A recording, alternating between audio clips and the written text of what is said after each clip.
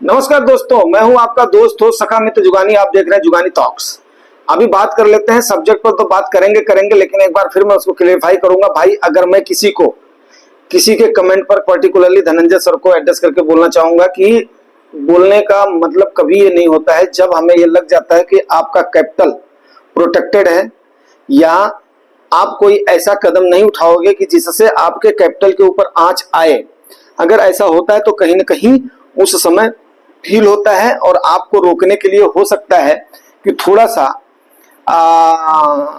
ये बोल दिया जाए कि भाई ऐसा मत करो। अब उसका बे अलग हो सकता है बट मंशा कतई ऐसी नहीं है। Number one.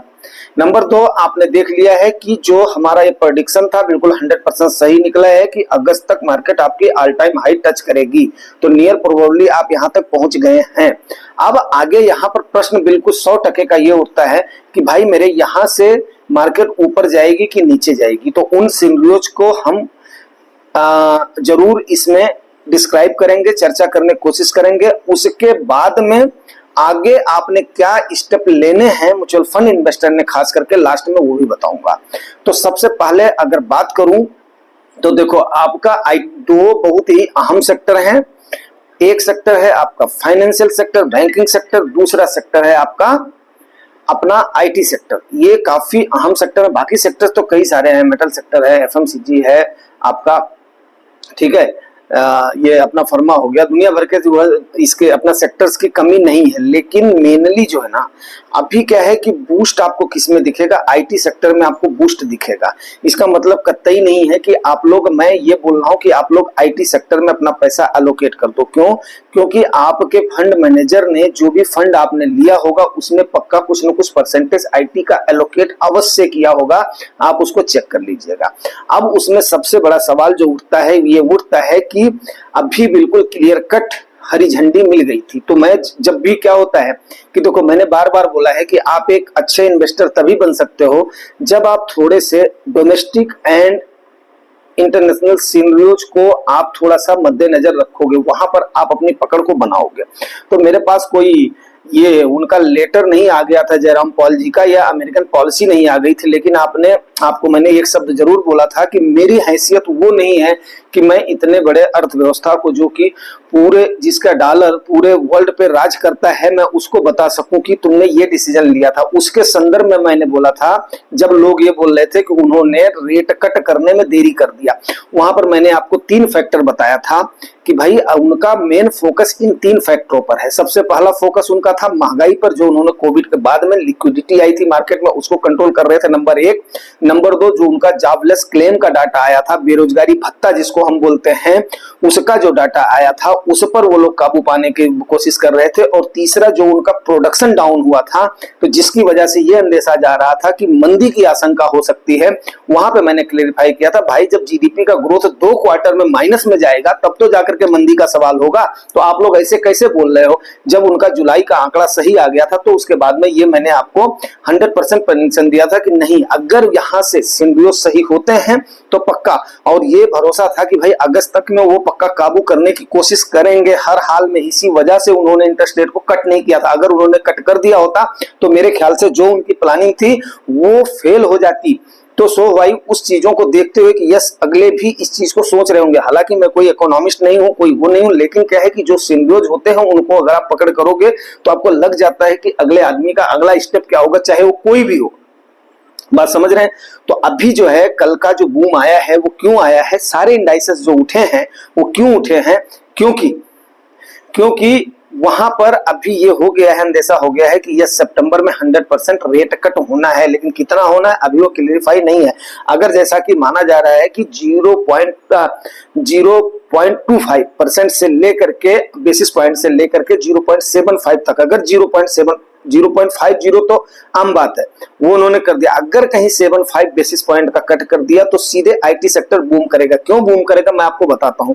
क्योंकि उस समय क्या होगा कि आपका जो आईटी का एक्सपोर्ट है, वो आईटी का एक्सपोर्ट जो है ना, वो आपका डॉलर में होता है, और हम आईटी के जो इंस्ट्रूमेंट्स हैं, जो उसके प्रोडक्शन है, जो उसके छोटे छोटे पार्ट्स हैं, जो उसके ये हैं, उसके हम काफी अच्छे एक्सपोर्टर, बड़े एक्सपोर्टर हैं, तो हमारा जब एक्सपोर्ट होगा तो जाहिर सी बात है कि हमारे पास डॉलर का रेवेन्यू आएगा, तो आईटी कंपनियों की क्या होगी, अर्निंग, उनका ग्रोथ होगा। और उसके बाद में आपको पता है कि आफ्टर कोविड के बाद में जब आईटी सेक्टर की हालत खस्ता हुई है 2021 के बाद में, तो उन्होंने अपने खर्चों में काफी सारा कटौती कर दिया है, काफी सारा कटौती कर दिया है। अभी कल मैंने चर्चा करी थी, जिस तंगी से हमारे ऑटो इंडस्ट्रीज गूंज रही हैं, अब ऑटो इंडस्ट्री को यहाँ पर लेकर के मैं इसलिए मतलब जो चलना चाहूंगा, क्योंकि देखो ऑटो इंडस्ट्री में आपको ऐसा लगता होगा कि ये अपना किया की गाड़ी है, ये मारुति की गाड़ी है, ये जो है टाटा की गाड़ी है, ये जो है फलाना की गाड़ी है, मतलब जो है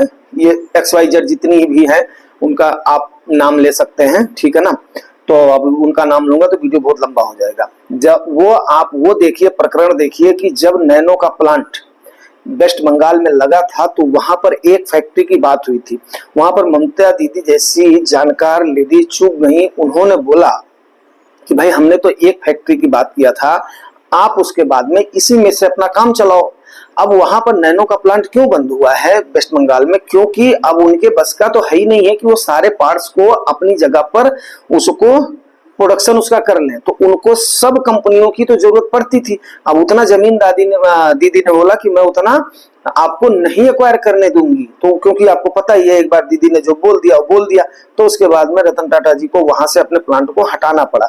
तो अगर आप इस बात की पकड़ रखेंगे तो आप खुद सोचिए कि कितना बड़ा, अगर एक ऑटो सेक्टर पे इतना बड़ा दबाव महसूस हो रहा है, तो उसकी जितनी एसेसरी, अरे कोई रबर पार्ट बनाएगा, कोई फैन बेल्ट बनाएगा, कोई इसकी किट बनाएगा, कोई ब्रेक शू बनाएगा, कोई उसका, हाँ, तो मतलब दुनिया भर के पार्ट्स लगते हैं, कोई एक जगह पर नहीं होता, वो एक जगह पर ला करके फिर उसके बाद में असेंबल करा जाता है, ठीक है ना।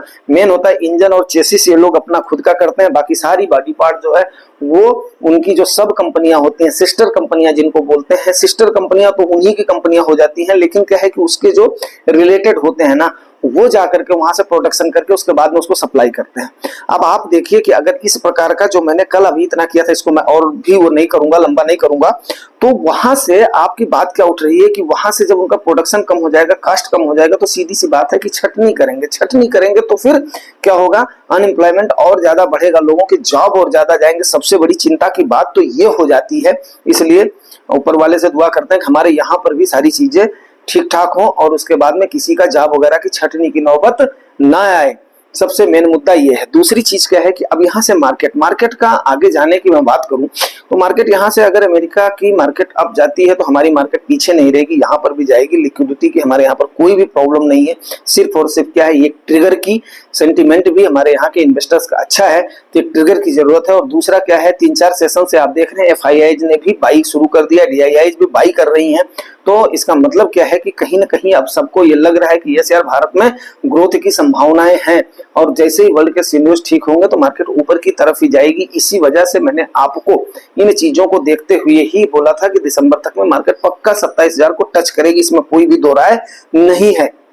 ठीक है, बिल्कुल आपके सामने दिल खोल करके बोल रहा हूँ कि मतलब कोई मैं इतना बड़ा, मेरे पास मैजिक नहीं है, जादू की छड़ी नहीं है, लेकिन ये सारे एनालिसिस जब आदमी करता है तो उसके बाद में उसको समझ में आ जाता है यस यार जाएगा कहाँ। अब यहाँ पर बात आ जाती है म्यूचुअल फंड इन्वेस्टर्स की कि म्यूचुअल फंड इन्वेस्टर्स ने अब क्या करना चाहिए। देखो दोस्तों, म्यूचुअल फंड इन्वेस्टर्स ने अब सिर्फ और सिर्फ उसके बाद में SIP के ही सहारे पर चलना चाहिए, क्योंकि आप ये मान करके चलो कि जब मार्केट उसके बाद में हाई राइज पर है तो पक्का आपने देखा होगा कि इलेक्शन के टाइम पर आप लोगों ने सोचा था कि नहीं, लेकिन इलेक्शन के टाइम पर कितनी सारी बेट्स लगी हुई थी, बट उसके बाद में मार्केट डाउन हुई है। बजट के टाइम पर मैंने बार बार बोला था, बजट के टाइम पर मार्केट डाउन हुई है, टैक्सेशन के टाइम पर मार्केट डाउन हुई है। जब उसका जो है टैक्सेशन का इशू बेशक माइनर ही करेक्शन सही, बट करेक्शन आया था कि नहीं आया था, तो उसके बाद में मार्केट आपको, अब आप लोग ये बात जो नए इन्वेस्टर्स हैं वो समझ गए होंगे कि ये कभी भी लमसम का पैसा बिना गिरावट के हमने नहीं डालना है, क्योंकि मार्केट हमने इन्वेस्टमेंट का पक्का मौका देगी। अगर आप अब देखिए, बहुत सारे लोगों की शिकायत रहती है कि भाई देखो मार्केट तो ऊपर जा रही है लेकिन मेरे पोर्टफोलियो में गेन नहीं दिखाई दे रहा। गेन उनका कहां से दिखाई देगा? अगर आप टॉप लेवल पर खरीद लोगे तो उसके बाद में वहां तक मार्केट पहुंचेगी, फिर वहां से जब ऊपर जाएगी तब जाकर के बात बनेगी।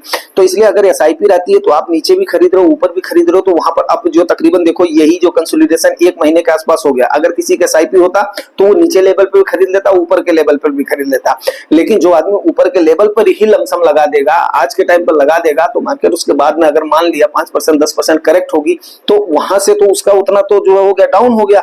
अब वो वहां पर जब उस लेवल पे जाएगी पहले तो लेवल के आसपास जाएगी, उसको हर्डल को क्रॉस करेगी, उसके बाद में जब उससे ऊपर जाएगी तब तो जाकर के आपका प्रॉफिट दिखेगा। सीधा और सिंपल सा हिसाब किताब है। तो भाई मेरे टेक्निकली और फंडामेंटली आपको आपके नॉलेज को बढ़ाना वही एक काम होता है। तो अभी इस समय आप थोड़ा सा प्लीज लमसम को अवॉइड करें। हाँ, अगर लॉन्ग होराइजन है तो अलग बात हो गई, लेकिन आपको 3 साल 5 साल 7 साल में पैसा चाहिए तो यस डेफिनेट है कि आपको थोड़ा सा लोअर लेवल पे खरीदना पड़ेगा। और कोई भी इसमें रॉकेट साइंस नहीं, मैंने पहले बताया हुआ है। यस, आपको ये सारी चीजें समझ में आ जाएंगी धीरे धीरे। बस जुगानी टॉक्स को अगर आप देखते रहेंगे, उसको अपने अंदर आप ग्राह्य करते रहेंगे तो यस डेफिनेट है आपको हर चीज समझ में आ जाएगी। कुछ भी ऐसा नहीं है। बाकी तो आपके साथ तो मैं तो हूं ही हूं, लेकिन थोड़ा सा ध्यान से देखो। और दोस्तों सबसे बड़ी बात क्या है कि इसको थोड़ा सा परिवार का हिस्सा तो बढ़ाओ। अभी एक जने ने बड़ा वो किया था, क्या नाम है, बड़ा ओछा सा आरोप दिया था कि बोला वो व्यूज मतलब जो है ये अपना व्यूज वगैरह की बात किया था। कोई वो थे श्रीवास्तव जी थे। यार देखो कौन सा व्यूज है, कितने वो हो रहे हैं, ऐसा होता तो फिर यार मैं कब का जो है क्या क्या कर देता। ऐसा कुछ नहीं है, केवल और सिर्फ मैं क्वालिटी और कंटेंट पर ध्यान देना चाहता हूँ। ठीक है ना। चलो उसको अपने मुंह से बोलने से कोई नहीं होती, लेकिन थोड़ा सा यार आप लोग भी थोड़ा सा ध्यान दो।